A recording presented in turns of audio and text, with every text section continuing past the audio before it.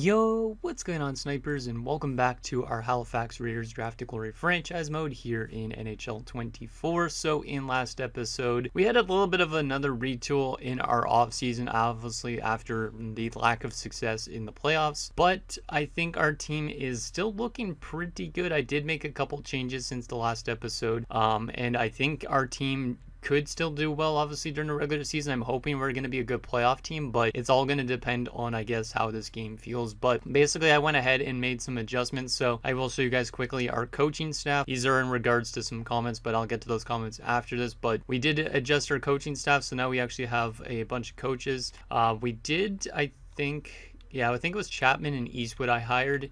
Both these guys have good teaching grades, so I brought them both into the AHL group. I also did readjust the captains, as some of you guys have mentioned that the captains, some of the stuff is important to kind of reorganize the captains, and I've never really done so I didn't think it was that important. But Habscheid has gotten a letter in his rookie season, which is a bit weird, but he's well worth it apparently. And then in the AHL, I also readjusted the AHL captains a little bit too. If we go to the captains down here, you could see that I basically decided to give Burish a letter because Burish, I think, has leader ability and Carney does as well, so both of them have A's. And then Addison got the C just because he was sent back down to the minors, but we could always change the captain down there as well, but that was changed up. I also decided to bring in a couple depth pieces to basically help us with our need, because if you remember in last episode, our AHL team had way too much defensemen and not enough forwards. Well, I brought in some AHL defensemen or AHL forwards to help out our forward core a little bit. So I signed like a bunch of our unsigned guys, and I put them into our lineup. And I also brought back Ponikarovsky because he was still in the free agent portion of the screen.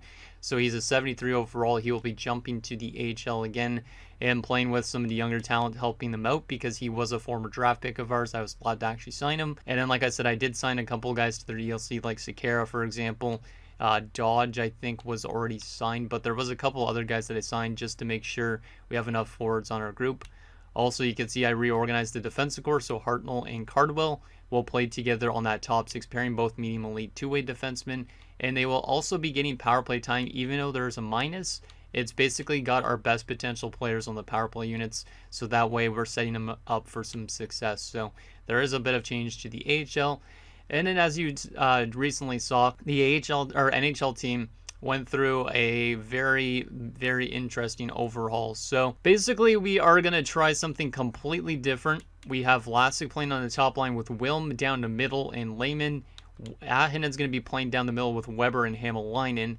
And then we have Della Rivera as a third line center. I know it's kind of weird, but he technically can win faceoffs, so we are going to be trying him down the middle just to make us that much stronger down the middle. He is going to be getting top line power play time though, so he shouldn't complain about his ice time. If he does, we might have to rework things a bit again, but he's going to be playing as our third line center alongside Habscheid and Sergeyev, so Habscheid should have a pretty good rookie season because he's playing with Della Rivera. And in our fourth line is Haken, Anderson, and Richter, so the two young guys are still going to get into our lineup, but it definitely is a very weird looking team. From a defensive standpoint, it's pretty much the same, except for Boo's obviously now going to jump into the top four. Paco will play with Flood, and I know a lot of you guys still don't like the Flood contract, but he is a pending free agent at the end of the season, so this probably is his last year with the team, but he'll be on that top six pairing. And then we got our two goaltenders adding 84 overall. And then these guys will be our depth options. I brought back Daniel McLaren as a free agent signing as well, just like I did with Ponikarovsky, to give us a bit more defensive depth in the NHL.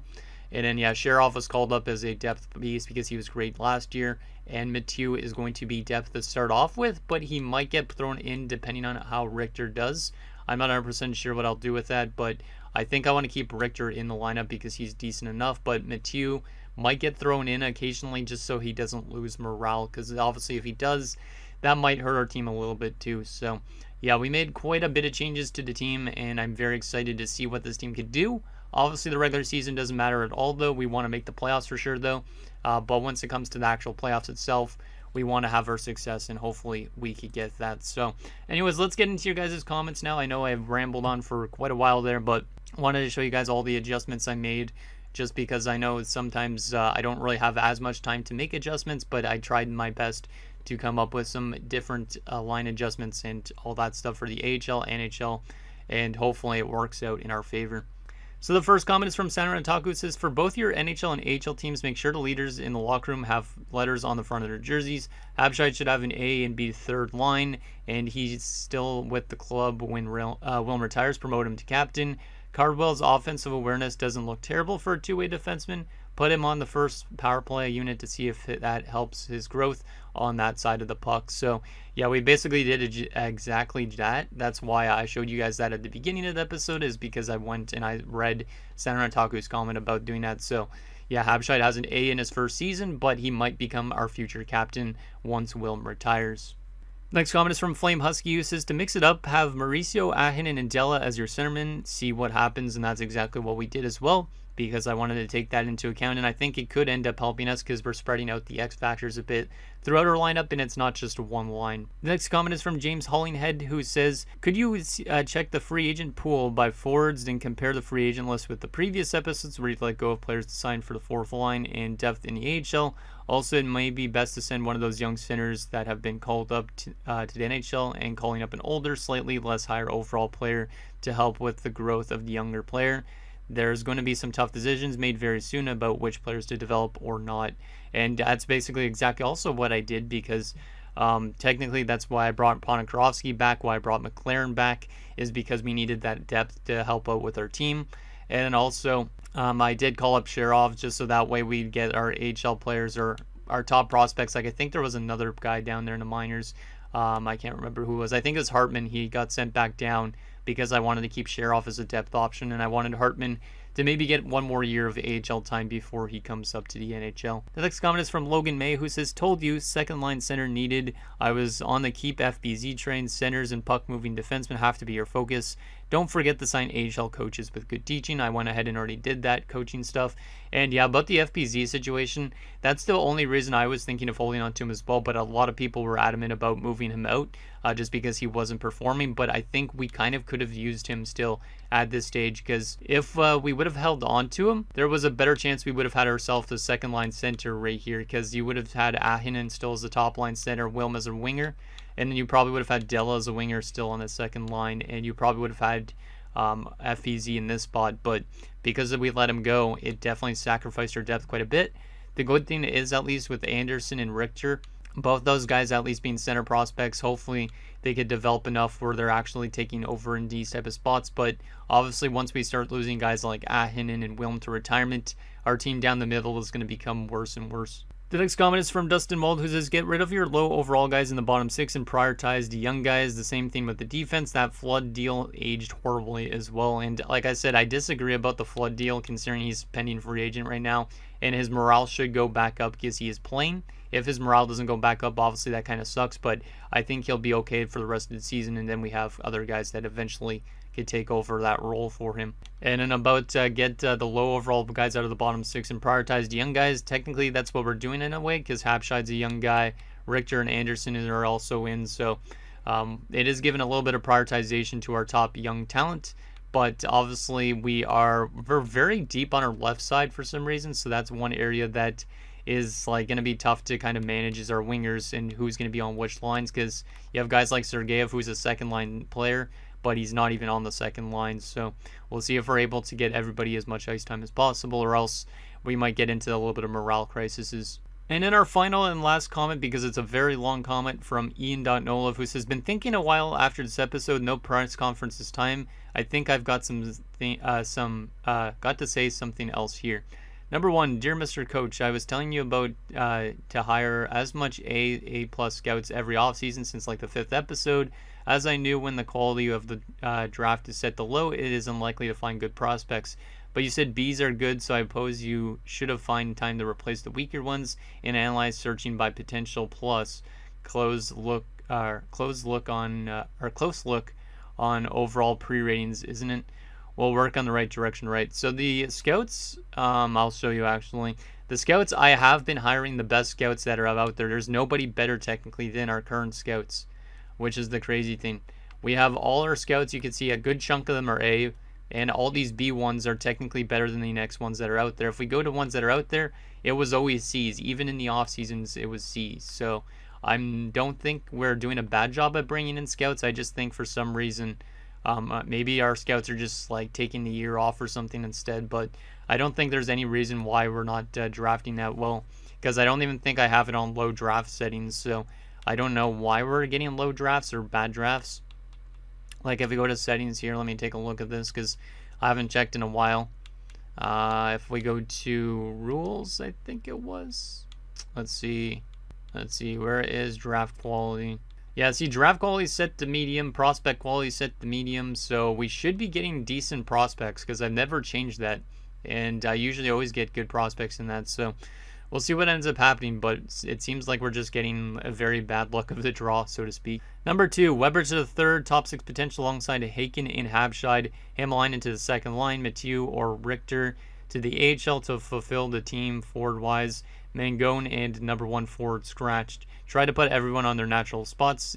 Like if he's a left wing, don't put him at center spot. So he's basically saying to go against what Flame Husky was saying, but I think I'm going to test this for a little bit just because I don't really want to have a guy, like we would have to have a left winger out of center, so to speak, or we'd have to send down somebody to the AHL that's an 83 plus, which I don't really want to do. So number 3, team morale is low because they can't go higher than the second round. Why do you hate captaincy changes? Even morale report says about leadership. NHL Wilm for C, Sea-Doo plus Kolsnik for A. AHL Sheroff for captain, Burrish and Buzaz for A, except that we need a shakeup. I do accept that we need a shakeup, but I honestly don't think that it actually plays a factor in terms of winning is captaincy. But it could be. Maybe this team does need a shakeup. Maybe the thing is that we do need is maybe we needed to let go of Lehman in order to change a page, something like that. But I don't honestly think captaincy fully affects the simulation that much, because like guys like Wilm don't even have captaincy, or I don't think he's even listed as a leader, yet he's the captain of this team. Number 4, try to build solid coaching staffs for the teams you're managing. Head coach, A overall plus teaching, associate high influence, assistant PK power play, goalies, A teaching, as the team will anyway grow during the season, and that's basically what we did. We reworked the coaching staff. Number 5, work as hard as possible to catch perfect chemistry on special teams. Of both teams, you kind of ignore the AHL simulation, but you put players on decent places due to their ratings. They might grow faster. We've gotten to the better. That means, or we got to do better. That means if you're strong, you will overcome the struggles with this team. You need to spend a little bit more of your time, and that's exactly what I did. Like I said, I spent maybe about 10 minutes adjusting power play lines and stuff like that for the AHL. So if we don't get success this year, it's basically the game. At least in my opinion. Number 6, we haven't seen the player faces and appearances closely for 4 seasons. Likely we haven't even seen Norton, who's already out. I guess pads there are not glitched already, by the way. And yeah, we haven't taken a look at player faces for a while, but I guess we could do that at the start of this episode, but I've already been rambling for how many minutes now? Like 15 minutes almost? And we haven't even started the season sim, so I probably will show you guys their faces shortly, because maybe I'll wait a couple episodes again. Maybe I'll wait till the off season or something like that, just because I don't want to have to do that right now and then make this episode like a full-on hour, because I don't think anybody would sit around for a full hour. Number 7, you could have made two ways under 950K for longer term and ELC's first contracts under league min like 975. Rushed unexpectedly, didn't understand that, and I don't know which contracts you're referring to. Because some of the first contracts I honestly just give people term right away, because I know that I would lose them for money eventually down the road, but I don't know which contracts you're referring to. If you could let me know down below in the comments, because I'm curious on which ones you were thinking I was rushing on, or maybe that I actually was rushing on, but I need to know. And finally, he says chaotic scenario real like was in a rush for some reason or something. I do believe hard work pays off. So we will wait for your smart decision, coach. Lots of love from Russia. I'm just disappointed a little bit. Please don't be mad at me, please. And I'm not going to be mad. I think I understand what you're saying. I don't really rush what I do. A lot of it actually is based on what I'm thinking ahead of time. Like I did plan a lot of this stuff ahead of time. But I think just with I rush things, maybe to you I do, but I don't feel like I rush things, because I mean I've set up a very good squad, but for some reason it's just the game doesn't seem to realize the fact that we actually have a good team in front of us, and that's the difference. But with all the additions and all the power play adjustments and stuff like that, I'm hoping that this is a good year for this team and that we can completely forget about the past problems that this team's had And maybe if we don't even win a Stanley Cup in this series, hopefully we just get some really cool results, like with Wilm in terms of retirement, how much points he's going to have in his career, that type of thing. So anyways, let's get to the preseason and start simulating and just see how this team does. Honestly, I have no idea what to expect with Della Rivera as a third-line center, but that's what we're going to run with this season. And we're going to see if it works out, because maybe it will, because we have better, like I said, better depth down the middle. And we also have our X factors kind of spread out through our lineup a little bit too. So hopefully guys like Booze and Flood get their morale back, and they're also back to like being good NHL defenders. So 6-1-1 in the preseason is pretty good, but obviously the regular season is the more important part, and the playoffs is definitely the most important thing. Let me take a look quickly actually at the player stats for the preseason. I want to see how Richter did. How did Richter do in the lineup? Let's see. Della Rivera was doing well as the third-line center, so that's good. Richter had 3 points in 8 games, not bad. Anderson only had 2 points. They weren't the best, but maybe they'll be better in their first full season. One thing I wanted to take a look at was Della Rivera's face-off stats. 57% on the draw. That's pretty good for a preseason. I mean, he was going up against really not that great players, so will be interesting to see how some of these guys do actually during the regular season. And while Burkov had a very good preseason, so also with Burkov being in the NHL now, him and Solis, it will be interesting to see what ends up happening with those type of guys. I should actually take a look at where our former players signed. So those being our former goaltenders in Sonnenberg and Norden. I don't remember who else I let go of in the offseason, but I still want to find out where those guys went, and I think you guys want to know as well. Surprised nobody mentioned about that. But obviously there was a lot on our plate to take note of. So let's see first Norden.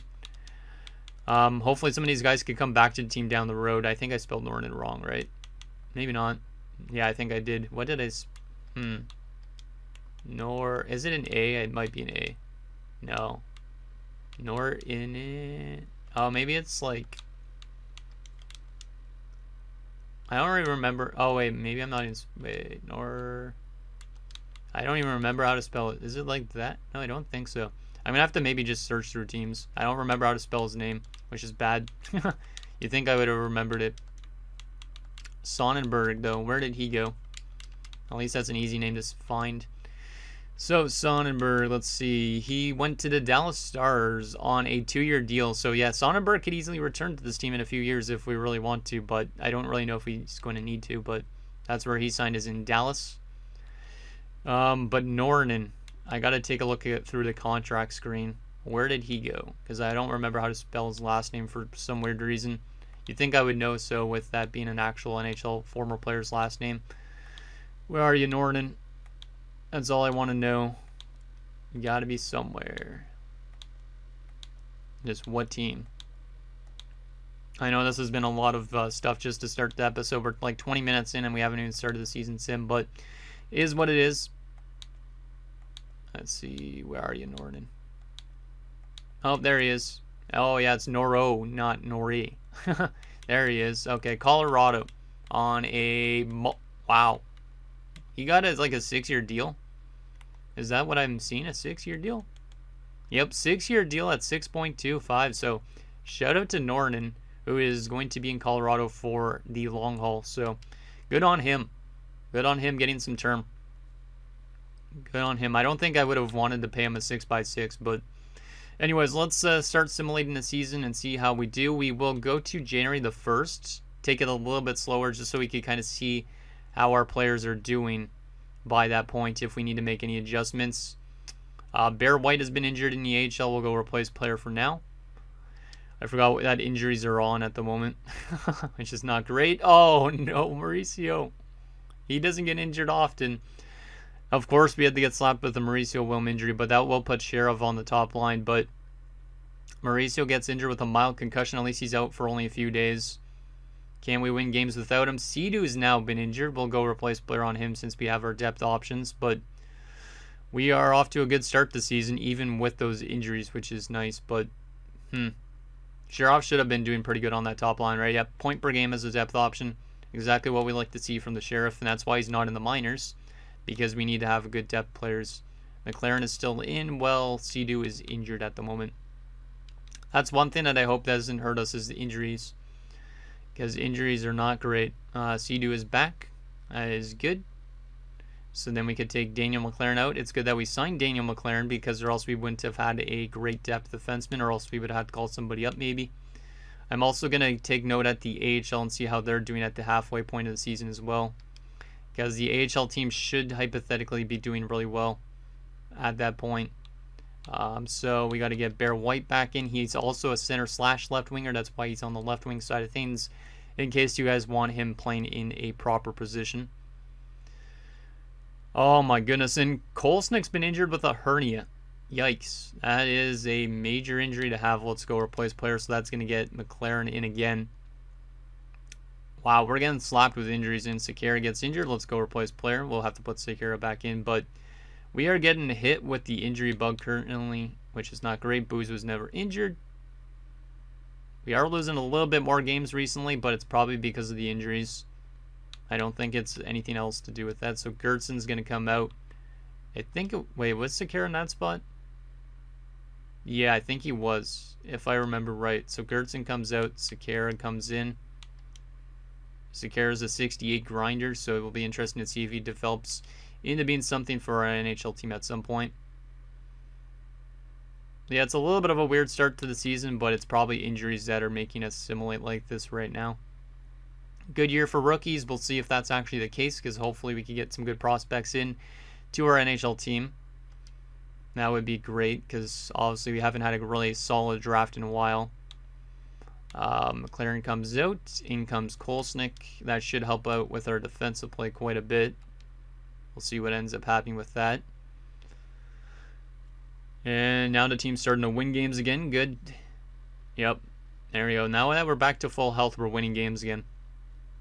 You'll love to see it. And Cardwell's been injured. That's not great, because that's one of those medium elite guys in the AHL. But now our NHL team is taking off. Cracknell's been injured as well in the AHL. We'll go replace player. And Cardwell is back. Good. It's funny because the AHL literally has a lot of guys with similar names. Like you have, let's see, you have Cardwell, who actually should be on the top 6 instead of Renault. And yeah, you have Cardwell, you have Hartnell, and then you have Cracknell. Cracknell's still out for a little bit longer. He will come in for Carney on that second pairing once the injuries are done with. But yeah, our NHL team is doing very well. And obviously that means we could win a 3rd straight President's Trophy, which also probably means a 3rd straight first round exit. But if our team actually wins the President's Trophy for 3 straight years, that might be my best regular season team I've ever had in terms of winning that much straight. But obviously we could still fall off, but we are killing it in this first half of the season. Lehman has been injured. We'll go replace player on that. But so far, everything seems to be doing good. Hartnell was never injured, I don't think. Yeah, I'm pretty sure he wasn't. And Lehman is already back, so he only missed a day, so that's good. Mathieu is losing morale because of ice time, so hopefully he kind of regains that a bit. Maybe I shouldn't have brought him back in the offseason, but he probably won't come back to the team next year for sure, based on that. Okay, so everything seems to be good. Let's keep on simulating here. There's back-to-back losses. We will be 24-9-2 at January the 1st, which is pretty good. But obviously, playoff success is our main thing. Currently, at the moment, Lehman is well over point per game, which is not really what I was expecting, because he hasn't really had that breakout year before, but he is on pace to maybe being that type of guy right now this season. He has missed 2 games due to injury. But currently, we are like top 5 in the league in points. We're up there with the Kraken, the Kings, and the Penguins. And yeah, we have not won our division for sure yet, obviously because we're still very early on. But the Red Wings are very close to us, and same with the Canadiens. But we have less games played, so very good start to the season. Let's continue simulating. I think this team's definitely going to be a playoff team, but the question is just really how long. Let's go 1 month at a time, take it a little bit slower. Since we're in the more important stage of the season, we are losing a little bit more games as of late, but that's okay. Because if we go back down to earth a little bit, that might be better for our playoff scenario. We don't necessarily want to win another President's Trophy. And yeah, our team is definitely struggling in this month of January. Ooh, a separated shoulder for Evan Dodge. Let's go replace player on that. But yeah, definitely a little bit of a rough month for our NHL team here. As we drop to 28, 17, and 3, we are now in third place in our division, but that might be great for our playoff scenario because we are still a very good team. But now our team might be better in the playoffs because of the fact that we're not contending for that. And yeah, Lehman is still killing it. I don't know what's with Lehman this year because usually he's not super consistent, but maybe it's because he's getting a better chance to score being on the wing with Wilm down the middle, because the last few years he has been playing second line center, so maybe he wasn't cut out for that. Maybe Del Rivera's better for that scenario. So I did want to take a look quickly at our lines and make sure nobody's losing morale other than Mathieu, because I think that's an important thing to take note of. Has Del Rivera been okay with his ice time? He has. Okay, he hasn't dropped off. Habscheid's only an 81, not an 83, but that's okay. Trying to see if anybody's losing morale. Flood and Boozer back to their normal overalls. That's good to see. Yeah, the only one losing morale so far is Louis Mathieu. And I'm almost at the point where I would probably send him down to the AHL, but he'd get claimed easily. Yeah, I don't think it's worth it. We'll have to keep him there. But I should get him into the lineup maybe for like the final stretch of the season. But right now the team's doing okay. Maybe we'll put him in the final like 5 games of the regular season to see if we can get him back to being a happy boy. Let's see how February goes, because yeah, the last few months have not been good for this team. We were losing a lot of games still. Can we please go on a winning streak? There we go. There we go. Now we're starting to win again as Dodge is back from his separated shoulder. Love to see it. Hartman and Addison are both 78, so Addison's getting some more growth again. Maybe it's more statistical. But yeah, I'm hoping that the AHL team's doing well as well right now. Because like I said, I put a lot more time into who's on which line. I'm going off based on best potential players. They're on specific lines, that type of thing. Because we want to get as much growth as we can from those guys. And hopefully they are doing that. That was a good little stretch there, but now we're back on a little bit of a losing streak. But like I said, it's okay that we're not doing the best in this regular season so far, because we don't want to win a President's Trophy again. So we are currently still obviously in a playoff spot at 36, 22, and 3. Let me take a look quickly who's leading us in points. Mauricio is now leading us in points with 72 points in 58 games. So our offensive depth scoring might be really good, or our top line is back to just being as dominant as it used to be. We are 10 points back into Canadians, which is nice. So the Canadians might be the type of team that gets cheesed in the first round if they end up winning a President's Trophy. So let's continue to simulate. Let's go to a day past deadline. Let's see, there's a loss there. Kolesnik was never injured. Win over Edmonton. And we'll go continue simulating because we don't care about the trade deadline that much. But yeah, we definitely should be a playoff team at this rate as long as we don't lose every single game down the stretch. So we probably will put Mathieu in for the final 6 games of the season. Might as well. And we'll probably end up scratching the rookie and Richter for those games. I know it might seem a little bit weird, but it's just basically to help our morale get maybe back to where it was. So let's go to the end of March and see if we could win some more games here. As Bear White has sprained his ankle. That's the second injury he's had this season. That's not great. I'm going to get a drink of water meanwhile. And of course, Bear White is already back. So Gertson's going to come out. Looks like Gertson's getting a little bit of growth too in the minors, which is great to see. Yeah, I'm excited to see what our player stats are looking like NHL-wise. But like I said, I'm still very skeptical about the playoffs, obviously. But honestly, this could be a better year for us because we're a more average team. Del Rivera has been injured with a mild concussion. At least it's a mild concussion. He will be out till March the 21st. So he is out till almost the end of the month. That's a pretty big injury, but it does give playing time to Sharov, I think, unless they decide to give it to Mathieu instead. Which Mathieu doesn't take face-offs usually, so... Oh, they did give it to Mathieu. That's okay. I don't mind it. Gave him some extra playing time. And we will go to Del Rivera again. It's good to see that Del Rivera's not losing morale for playing as third liner because he's getting power play time and all that. Makes us a little bit more flexible. We are on a winning streak here, which might not be ideal. We are on pace to have another 50-win season. 47, 25, and 4. We have clinched the playoff spot, which is good, but obviously we're not going to win our division because the Canadians are 12 points up on us. So that's great because that means obviously we have a better chance at getting out of the first round potentially. Yeah, we're definitely not even close to being the best team in the NHL, which is awesome. Let's maybe get Mathieu in for these last few games. Wilma's on 99 points, so Wilma's going to get back to his 100-point form, even though he missed a couple games early on, which is nice. Let's go to... Actually, Richter jumped to an 80. You know what? I think I got to keep Mathieu scratched. I know I don't like that he's losing morale, but honestly, I think I got to keep him scratched. Obviously, if we get to the playoffs and like somebody's not doing good on that bottom 6, we could put him in. But honestly, the team seems to be doing well enough, and the young guys are getting development, so it's probably best not to do that, especially with Mathieu being a pending free agent. So let's go to the end of the season, see if we could hit 50 wins again. Hopefully not. Oh my goodness, we beat Columbus 12-2 as Bear White has been injured again. So Bear White a little bit injury prone, not ideal.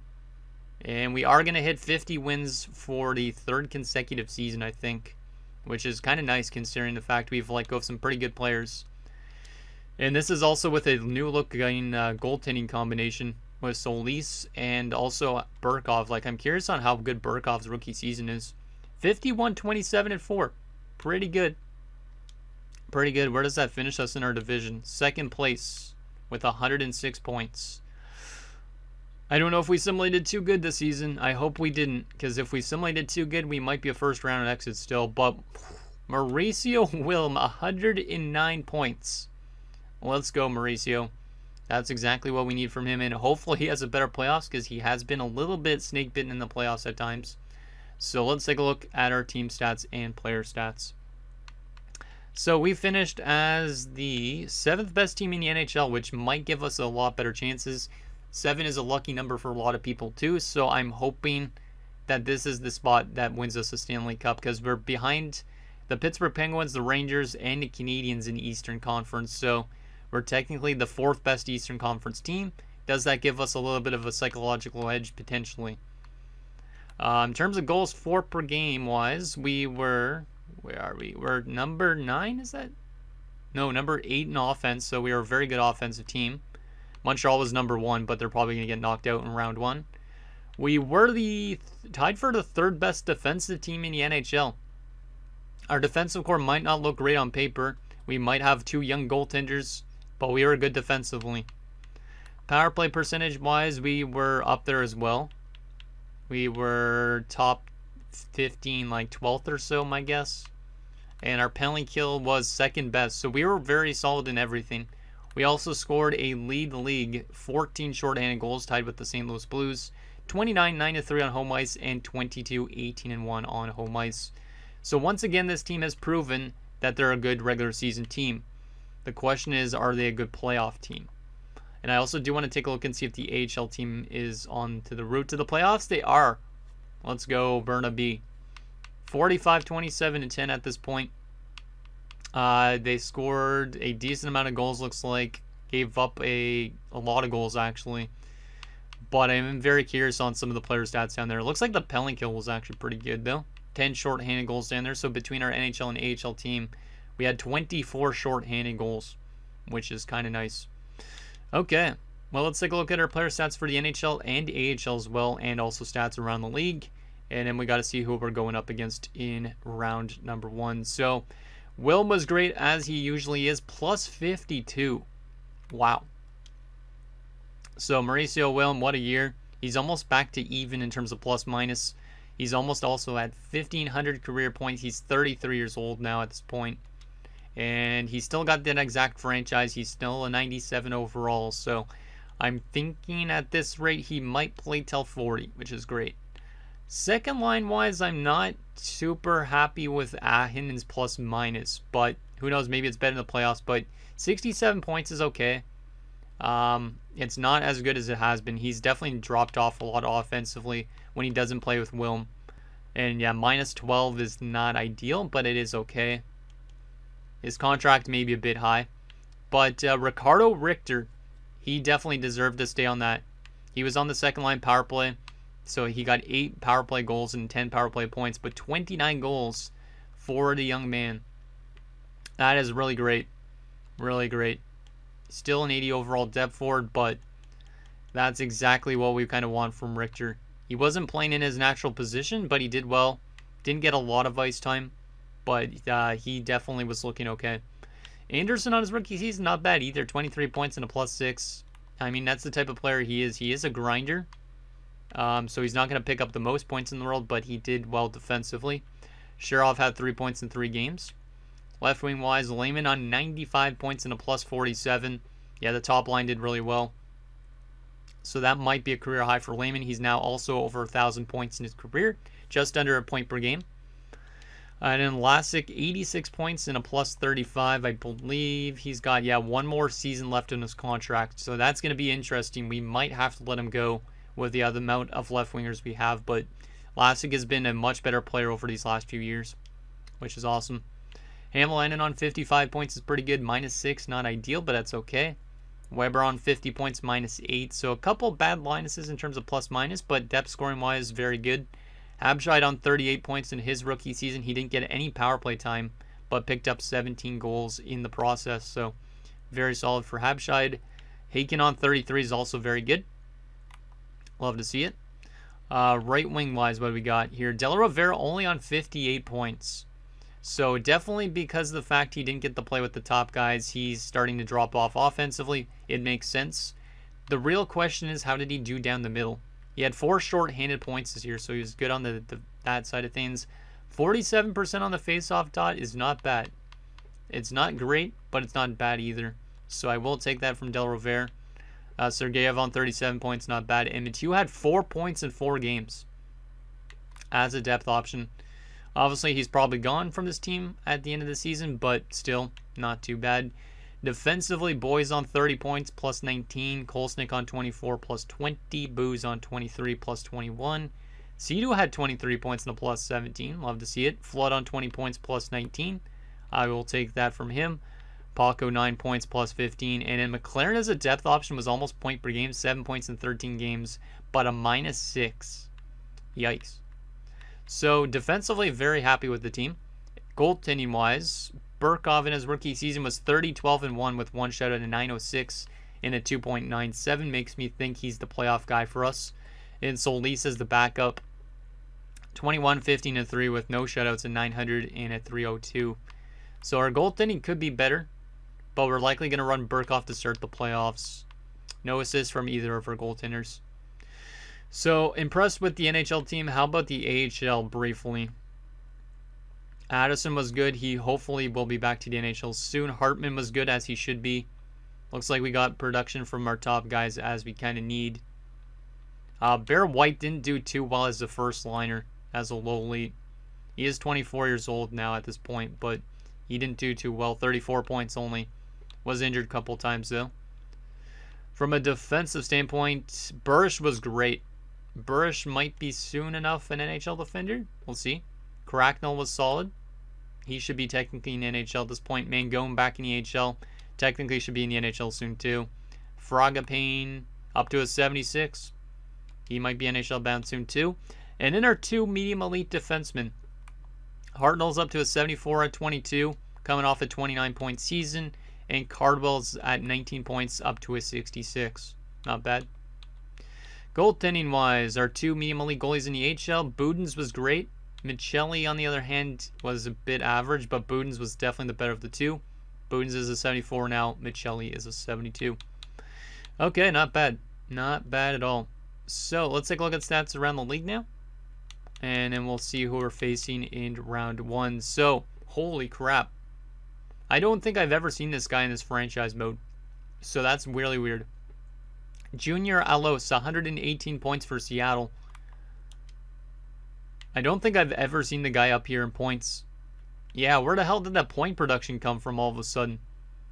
He had 89 points last year, and all of a sudden he has 118 points this year. So Seattle must be making some big additions. He is getting paid a lot of money too, but Alos is crazy. They also have Landon McGrath at 117, so Seattle is a very good team. And also Ville Koskinen up there for the Rangers, and Bryant Lindsay for the Rangers. Willem finished top 5 in points. Love to see it. Love to see it. He even missed a few games, so. Edmonds up there for LA. Roger McQueen for St. Louis. Pritchard for LA. And Nichols for Vegas. The best goal scorer this season was Alos with the 60-goal season. So Alos is going to get his first Richard, I think. We'll go over now to potential Selke candidates. Let's see what we got here on the face-off side of things. Tanner Haub probably, 55% to 148 takeaways. Let's see, anybody else that could be potentially up there? Trying to see. Pierre Zabal, our former guy, Frederick Pierre Zabal could be up there, but he didn't take as much face-offs. Of course, FPZ would be up there. Okay. So there's Selke candidates. Let's take a look at the best defenseman for points. Brandt Clark almost had 100 points in LA. 96 points for him. Axel Sandin Pellico with 74. And then Riley Gostad with 71. Okay. Best goaltender this season for wins was Devin Levi in Detroit. Most shutouts by a starter was Whitmore in New Jersey with 7. Best save percentage by a starter, Steckel with a 918 in Toronto. And best goals against average by a starter was Steckel. So likely Steckel is going to be your Vezina winner. Any goalie goals for fun? No goalie goals. Most goalie assists was Deneau in Seattle with 5. Best rookie this season was Cesar Gamache with 75 points and 48 goals. He was the first overall pick last year. Really good player. And in the next closest with Mechanics with 45 points, but a plus 23. But Richter did finish top 4 in rookie points, which is a very bright spot for our future. Love to see it. Habshai was also up there.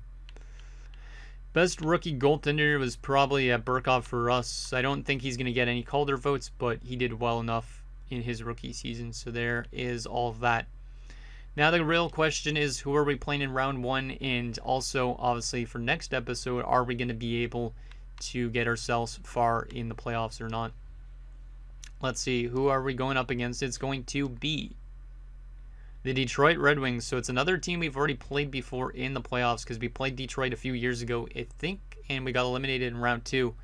But we are going to be taking them on. They went 48, 29, and 5. We know that they have Sandin Pellica, who is up there in points for defenders. I did want to take a look at how they did during the regular season compared to us first, before we actually take a look at their roster. So what is their stats looking like? They finished 5 points behind us. They scored 7 less goals. They allowed like 30 more goals. So their defensive play might not be that great. Our power play was much better as well, by like 7%.